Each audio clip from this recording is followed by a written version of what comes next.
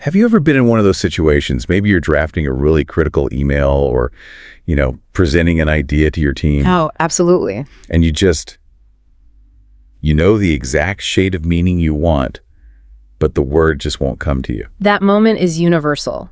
It's that linguistic near miss. You end up settling for a word that's just fine, like important. Right. Important. When really your brain was trying to find something like paramount or maybe pivotal. Exactly. And it's the difference between being understood and, actually being compelling. Precisely. And the material we synthesized this week gives us a really deep dive into how to fix that problem for good in a world that's just.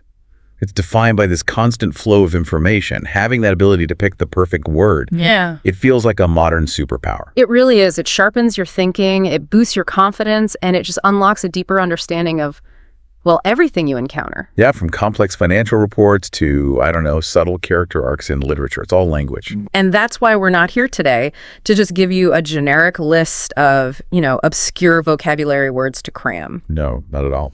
Our mission in this deep dive is to make it completely personalized. We're offering a detailed blueprint for building your own custom vocabulary system. A system that has to move beyond that quick fix of cramming and really integrate science-backed techniques right into your daily life. Think of it as designing the ultimate mental toolkit. It's custom tailored to your needs. Right. So whether you need specialized scientific jargon or maybe persuasive negotiation terms. Or even just a richer language for artistic expression, it's all about creating retention that lasts for years, not just until Monday morning's meeting. Yeah. It's essentially about curating a high-quality playlist for your brain. A system that ensures the words you learn are actually applied, stored efficiently. And reviewed exactly when your memory needs that little bit of reinforcement. That's the key. Okay, let's unpack this. I think we should start by defining the tangible rewards of this investment. Why is building a robust, active vocabulary maybe the most efficient knowledge shortcut you can possibly take? We have to start with the basics. We need to acknowledge that vocabulary is the absolute foundational building block of all complex communication.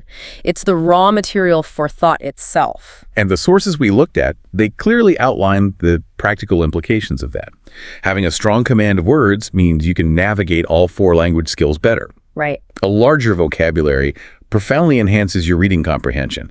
You spend less time just decoding individual terms and more time synthesizing the whole argument, right? Exactly. And it obviously strengthens writing skills, allowing for more precise expression. But the thing that surprised me was how it improves listening abilities. Oh, that's interesting. How so? Well, think about it. When someone uses a sophisticated or a niche term, if that word is already in your lexicon, your brain processes the meaning almost instantly. Right. You don't stumble on it. You don't. And that frees up your cognitive resources to focus on the speaker's overall intent and nuance, rather than just struggling with the definition. It's about communication efficiency. That reduction in cognitive load is huge. And the research confirms this isn't just a theory, is it? Not at all. The findings consistently link larger vocabularies to statistically better academic and professional performance. And it's not about using $10 words just to sound pretentious. No, it's about grasping a 50-page technical concept in minutes because you already own the necessary vocabulary to process it quickly. It's a shortcut to understanding. If you have the exact term for a complex idea, let's say the difference between affect and effect, or a word like recursive, you can express that idea more accurately to others, and maybe more importantly, you grasp it faster yourself when you encounter it. So the brain just moves directly to synthesizing the new information. The building blocks are already there, polished and ready to go. Precisely. And beyond the purely practical, there's this element of deep satisfaction, isn't there? The joy of eloquence. Yes. We often forget that language is also a form of art. The power to articulate subtle emotions, or argue persuasively, or just tell a story that genuinely captivates someone. That's a profound reward in itself. The illustrative example we found really drove this home for me. You can look at a beautiful sky and say something simple, like, "The sunset was pretty and nice," which is fine. It communicates the basic idea. but it's not memorable. Or you could describe it as a canvas of vermilion hues bleeding into indigo twilight. And that linguistic shift, it transforms a simple observation into an evocative, shared experience. Yeah. It elevates the communication from just functional to genuinely memorable. It's the difference between connecting superficially and connecting profoundly. That persuasive and evocative power is really the destination we're aiming for with this personalized system. But to get there, we first have to confront the critical gap that holds most people back. The chasm between passive and active vocabulary. The numbers here are truly striking. The research suggests that the average adult English speaker knows between 20,000 and 35,000 words. Which sounds massive, right? We can recognize those words when we read them. That's our passive vocabulary. It is a huge passive store, but our active usage, the words we use confidently and accurately in our daily speaking and writing. It's so much smaller. Often it's only in the range of 5 to 10,000 words. So we recognize a word like surreptitious or concomitant. Yeah, we know what they mean when we see them, but when we need them, we fumble and we just revert back to secret or accompanying. That means we are constantly leaving, 70 to 80% of our linguistic knowledge just sitting dormant on the shelf? Yes. So the goal of building a personal system isn't necessarily just to increase that 30,000 number. It's to aggressively move those passive words into the active usage column. That's the mastery step. And without a system that's tailored to your specific cognitive habits, to your interests, that knowledge just stays passive, your efforts fizzle out, and those carefully learned words just slip away because you're not applying them. A customized system ensures every word gets integrated and actively applied. It guarantees the conversion from just recognition to confident usage. If we connect this to the bigger picture, it explains why that generic advice like just read a dictionary or even just read more books is, insufficient. Right. Reading provides the passive input, which is essential. But without that personalized active integration system that we're talking about building today, the vast majority of those new words will simply expire. Okay, so before we start laying the foundation of this system, we need to clear away the debris, all the bad habits and faulty assumptions that so often sabotage our vocabulary efforts. This is a critical step. I found 5 common misconceptions of the source material, and they sound deeply ingrained in our collective memory of school. They really do. And if your strategy is based on one of these myths, you're just going to waste valuable time on ineffective short-term recall methods. Okay, myth number 1. Looking up the definition is enough. You see a new word, you check Merriam-Webster, you read the definition, and you tick the box. Done. Absolutely not. And this is probably the most common mistake people make. Why is it so bad? Well, take a word like ephemeral. The definition is lasting for a very short time. That's technically correct, but it's isolated. It doesn't tell you that it's almost always used in a poetic or a slightly mournful context. You hear ephemeral beauty or ephemeral youth. I see. So the definition alone strips it of its personality. Exactly. True understanding requires exploring its nuances, seeing how its synonyms and antonyms shift the meaning, and most importantly, seeing it in action. Without that context, the word is isolated and completely unusable in active speech. Which brings us to myth number 2. Those isolated weekly vocabulary lists, like the ones we all had in high school, are the gold standard. Those lists. They are designed for short-term compliance. The goal is to pass the quiz on Friday. And then forget everything by Monday. Precisely. Yeah. They fail miserably at long-term retention.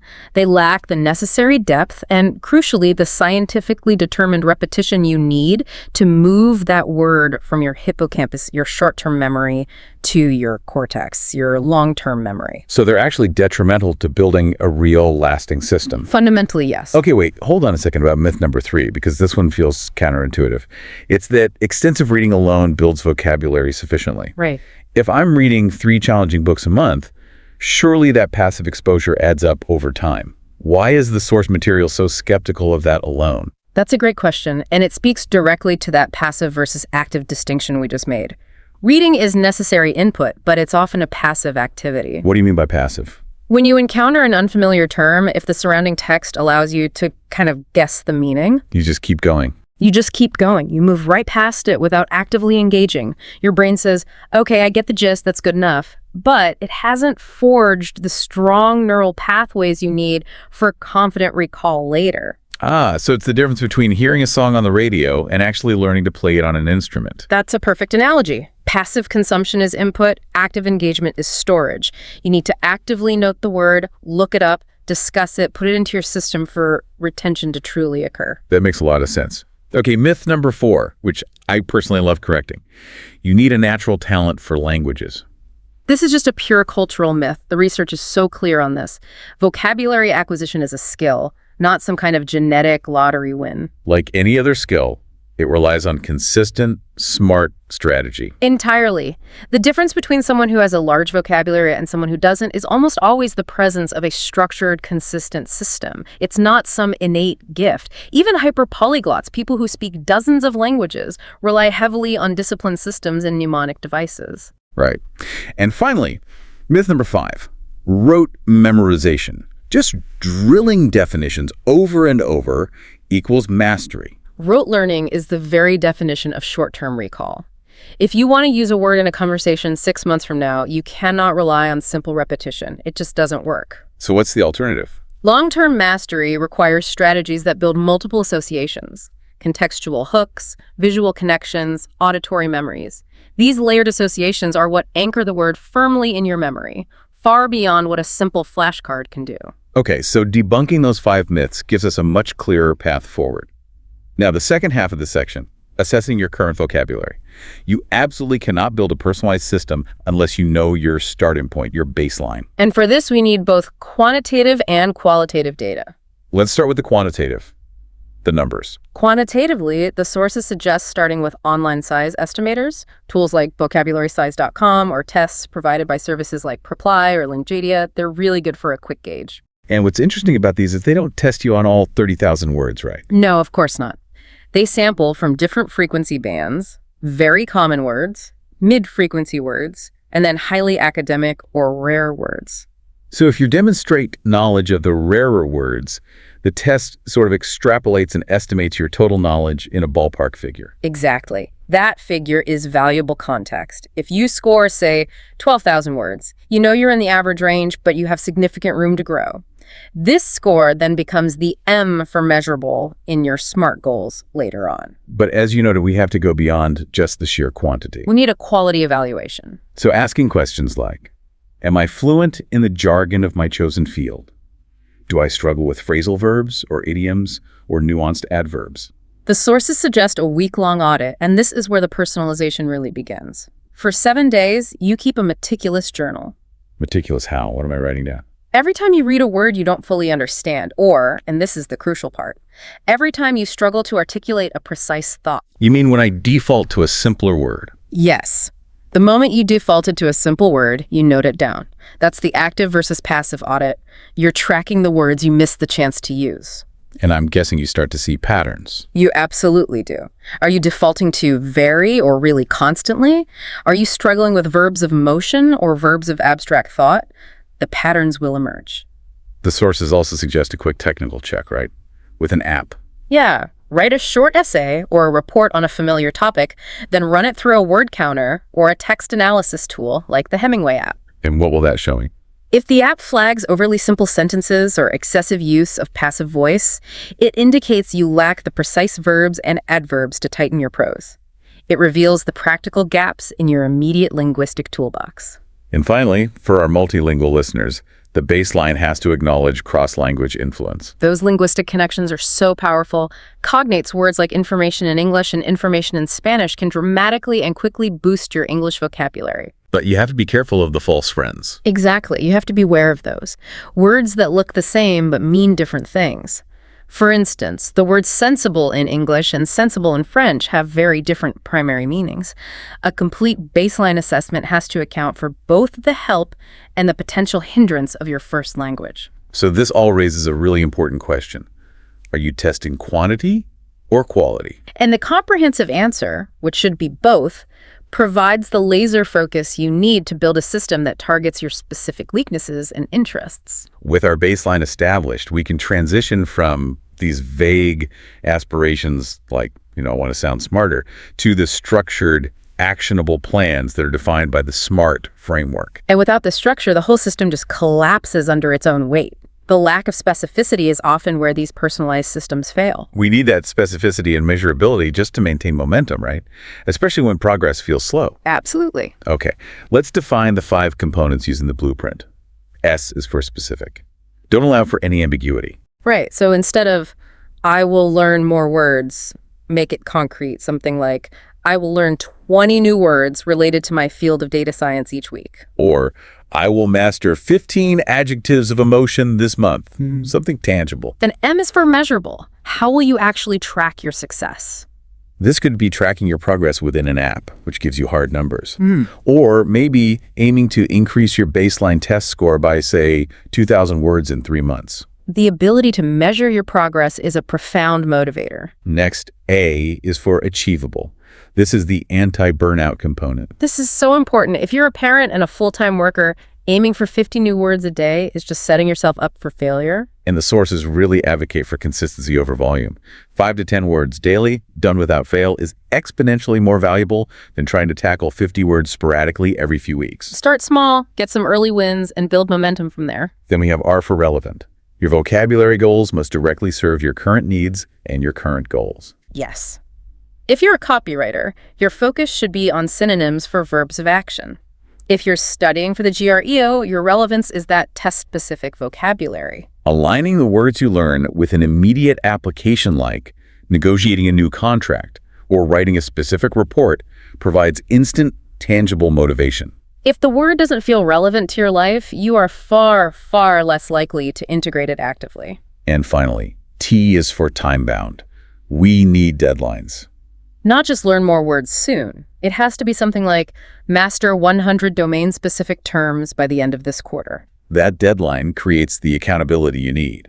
And it also allows for those crucial review periods where you can assess your performance against the deadline and adjust your strategies if you need to. Breaking down those large goals into daily, weekly, and monthly milestones is the key to maintaining focus. For example, a monthly goal of 100 words. That breaks down into about 3 or 4 words per day. Which feels entirely manageable. Totally. And that ensures the A for achievable is always in play. So we have our SMART goal locked down. Now that goal is pretty useless without the right gear. What are the modern-day equivalents of the index card that the sources recommend we toss into our toolkit? Well, the digital realm has been a total game changer here because it automates the most time-consuming part, scheduling your review. Okay, so let's start with the adaptive personalized tools. Vocabulary.com is excellent. It turns learning into a genuine game, and it adjusts the difficulty based on your performance in real time. So make sure you only spend time on the words you're actually struggling with. Exactly. And WordUp is fascinating because it uses AI not just to test you, but to map your existing knowledge graph.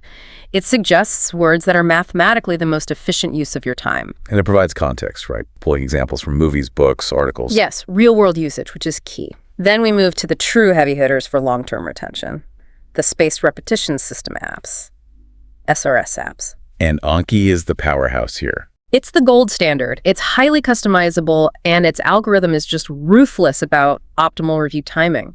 It demands your input to schedule those future reviews. We also have Quizlet, which is fantastic for people who learn collaboratively, or if you need pre-made sets. Yeah, maybe you're learning legal terms and someone has already uploaded a great set. Saves a lot of time. And Memrise often focuses heavily on mnemonics and user-generated memory aids, which is great for visual learners. But we absolutely shouldn't abandon the analog and the foundational resources. No way. Word Power Made Easy by Norman Lewis is a timeless recommendation because it teaches you the linguistic mechanics, the roots, the prefixes, the suffixes. So it allows you to decode words rather than just memorize them. Exactly. And something like the Vocabulary Builder Workbook offers structured pen-to-paper exercises for people who learn that way. And the physical tools are still non-negotiable for personalization. Yeah. You need a dedicated notebook for your word journal. That's the heart of the system. And simple index cards. I still love index cards because they're so portable.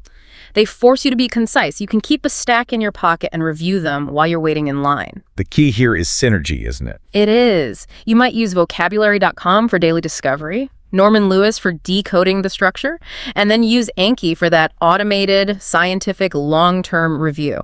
You have to experiment until you find the unique stack of tools that really speaks to your learning style. Here's where it gets really interesting. Yeah. Now that we have the tools and the goals, how do we deploy them effectively?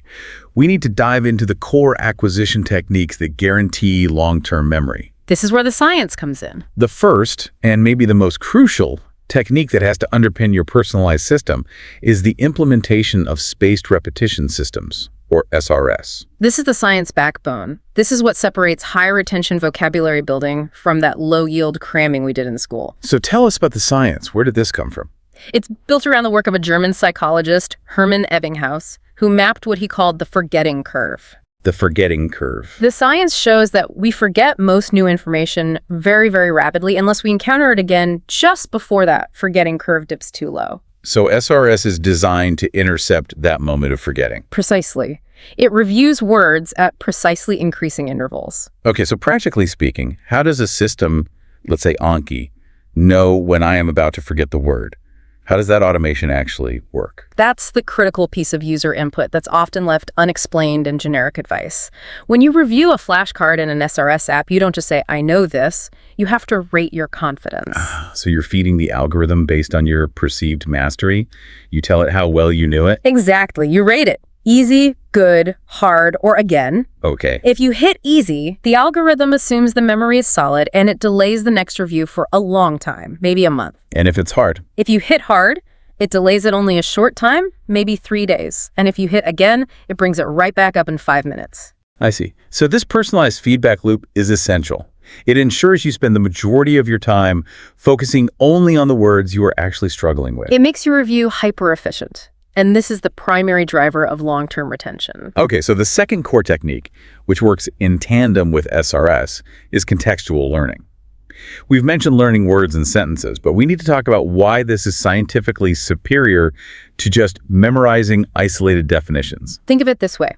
Memorizing a definition in isolation is like saving a phone number in your contacts without adding a name, a job title, or a city. It's just a string of numbers. It has no context, it just floats there. It floats alone. When you save the word ubiquitous just as present everywhere, it's the same thing.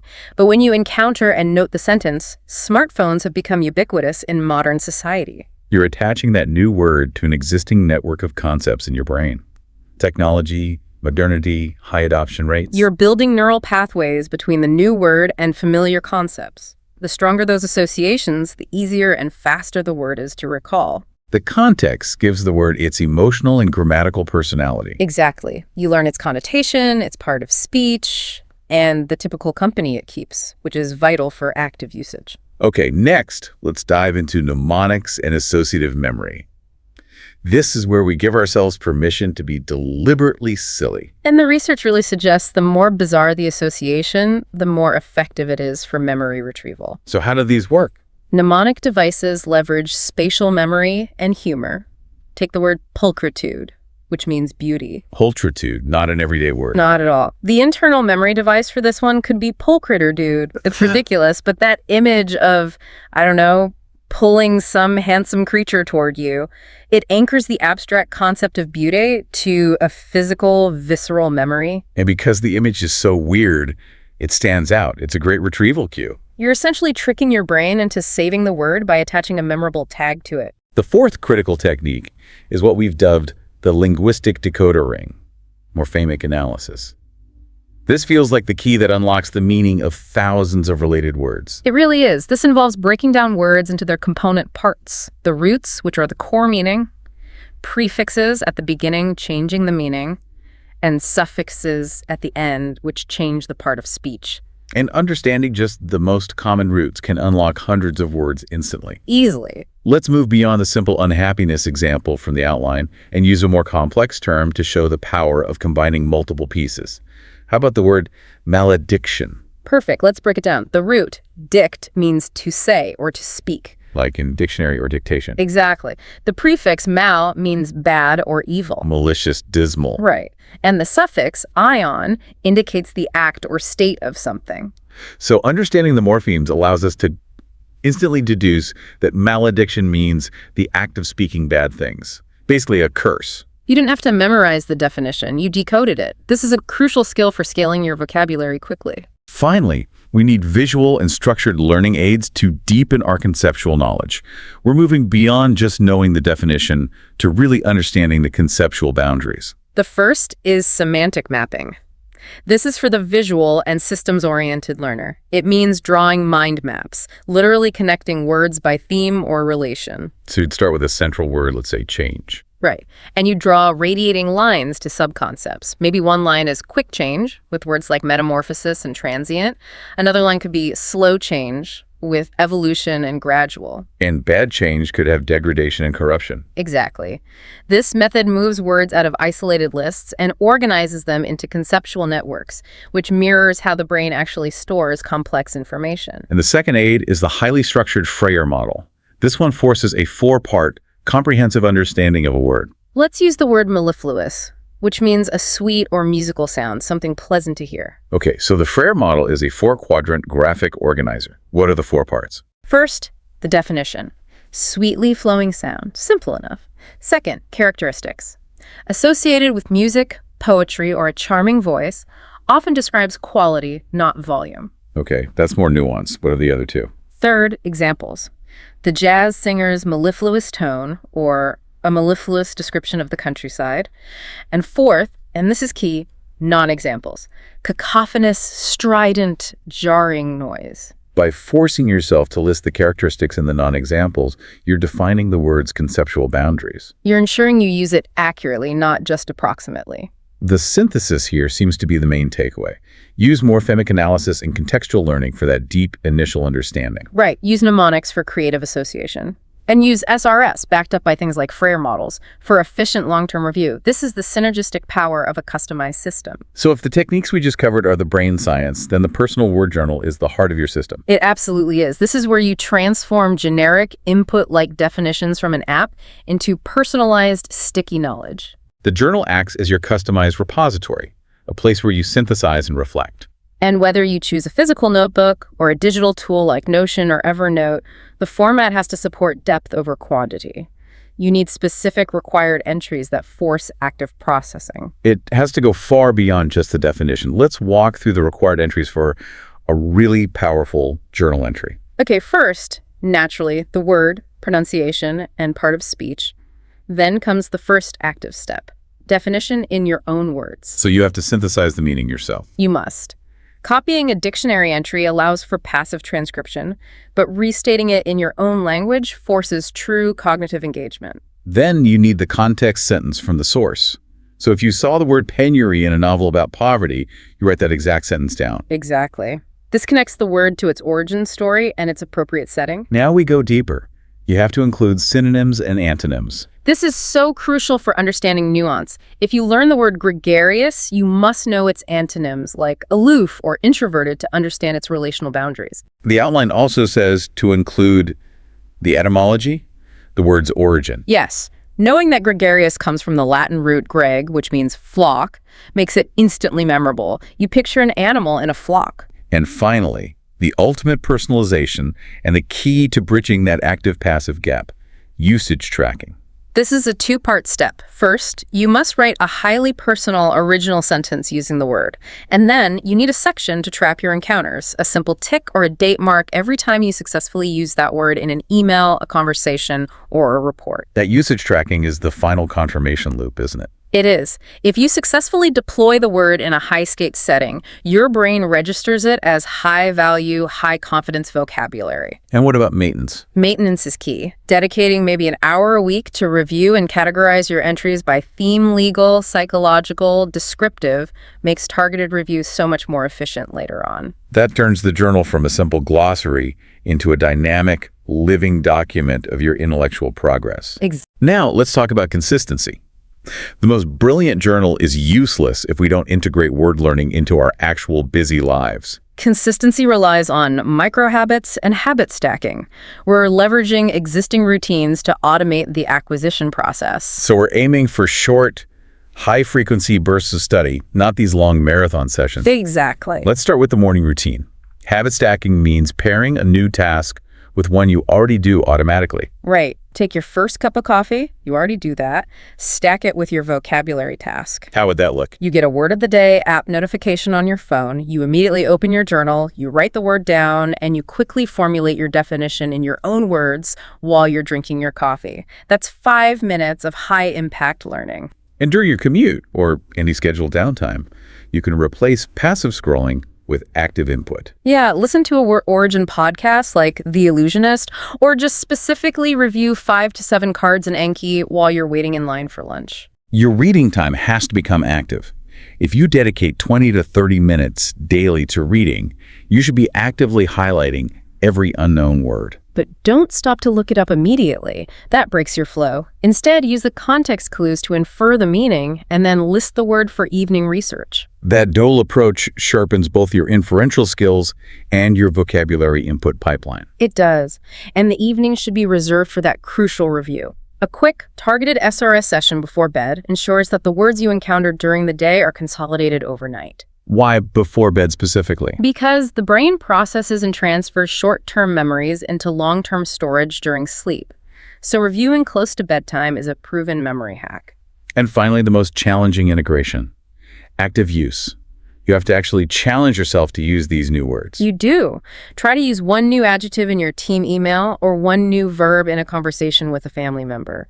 If you struggle to integrate it, that word goes right to the top of the next day's review list. That immediate feedback loop is vital. Okay, so no matter how well designed your system is, you will hit roadblocks. You're going to face that feeling of being overwhelmed, motivation dips, and the dreaded plateau where your progress seems to just stall. Troubleshooting these challenges is part of achieving true mastery. The primary enemy is always the forgetting problem. And we combat this not just with rigorous SRS adherence, but with immediate high-stakes application. Exactly. If you learned the word fastidious today, try to use it to describe a colleague's meticulous work ethic tomorrow.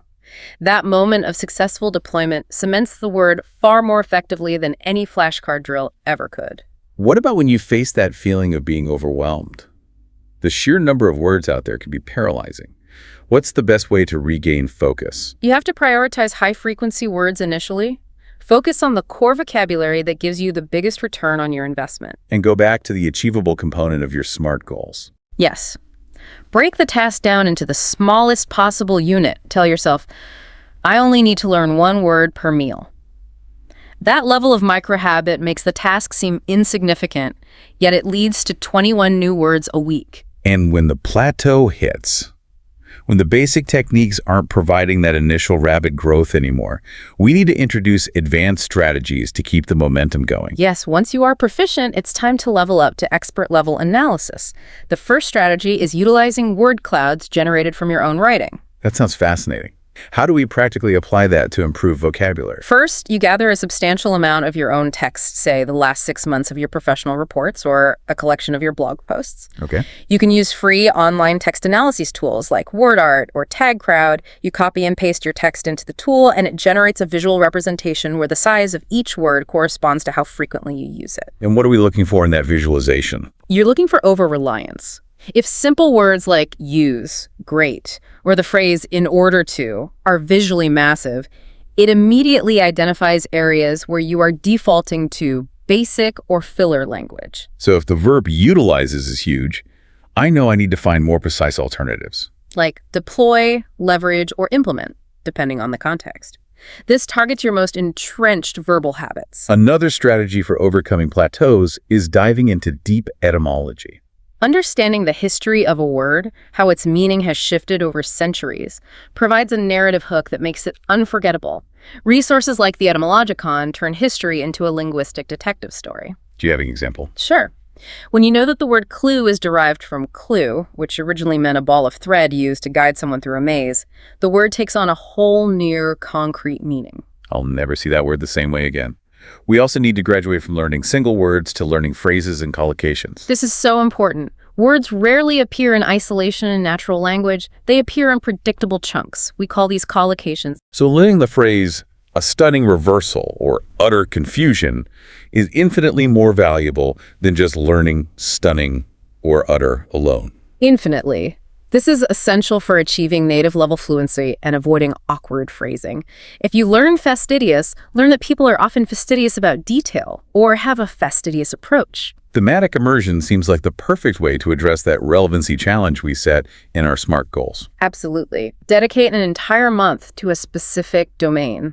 A legal language month, a medical terminology month, or a philosophy of mind month. This focused immersion builds interconnected vocabulary quickly.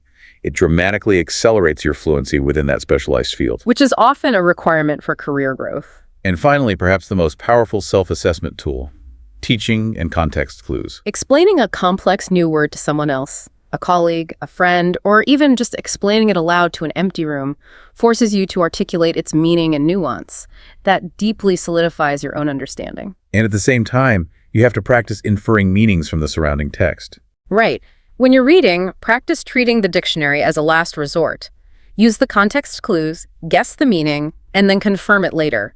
This trains your brain to assimilate new words on the fly, which is vital for continuous passive vocabulary growth. These strategies are supported by measurable success in the real world. Let's look at a couple of case studies to make this all tangible. Let's take Alex, the software engineer. His personalized system was defined by the R in SMART relevance. He tailored his entire effort around tech vocabulary. And the abstract terms needed to communicate complex coding concepts to non-technical stakeholders. He used Anki for rigorous spaced repetition on highly technical terms and kept a specialized digital journal focusing only on jargon. And by consistently applying this focus system, he increased his active domain-specific word count by 7,000 words in just a year. And the result wasn't just a higher score on some test, it was a promotion. His ability to articulate the nuances of software architecture clearly and persuasively to executives was a direct outcome of this focused vocabulary system. Then we have Sarah, a book lover, who was focused on personal enrichment and transforming her writing. Her goals were centered on evocative, language-descriptive adjectives and strong verbs. Sarah used contextual learning as her foundation. She integrated challenging literary reading with semantic maps, connecting words like serene, placid, and tranquil into a single thematic network.